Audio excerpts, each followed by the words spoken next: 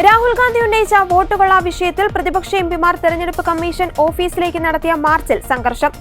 ലോക്സഭാ പ്രതിപക്ഷ നേതാവ് രാഹുൽ ഗാന്ധി നയിച്ച മാർച്ച് ട്രാൻസ്പോർട്ട് ഭവന് മുന്നിൽ വെച്ച് പോലീസ് റോഡിൽ ബാരിക്കേഡുകൾ വെച്ച് തടഞ്ഞു. 300ഓളം പ്രതിപക്ഷ എംപിമാരാണ് പ്രതിഷേധത്തിൽ പങ്കെടുത്തത്. നേതാക്കളും പോലീസുമായി ഉന്തും തള്ളുമുണ്ടായി. 1 മണിക്കൂറോളം റോഡിൽ കുത്തിയിരുന്ന് പ്രതിഷേധിച്ച പ്രതിപക്ഷ എംപിമാരെ പിന്നീട് അറസ്റ്റ് ചെയ്ത് നീക്കുകയായിരുന്നു.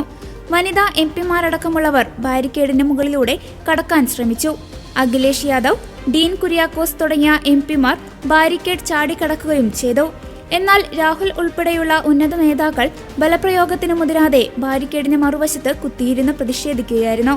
30 എംപിമാരുമായി മാത്രം കൂടിക്കാഴ്ചയ്ക്ക് തയ്യാറാണെന്ന തെരഞ്ഞെടുപ്പ് കമ്മീഷന്റെ നിർദ്ദേശം ഡൽഹി പോലീസ് നേതാക്കളെ അറിയിച്ചെങ്കിലും എംപിമാർ തയ്യാറായില്ല.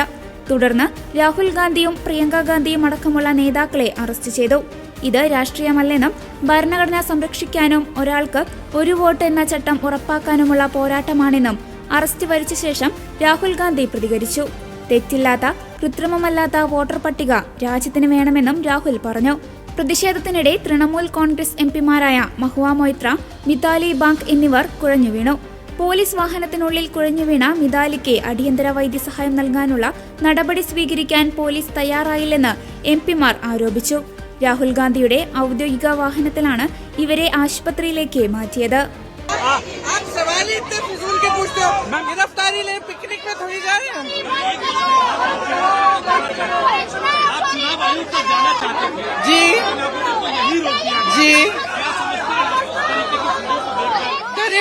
कायर है, सरकार कायर है, लेकिन आप लोगों को डिटेन कर दिया गया था क्या, किस तरीके से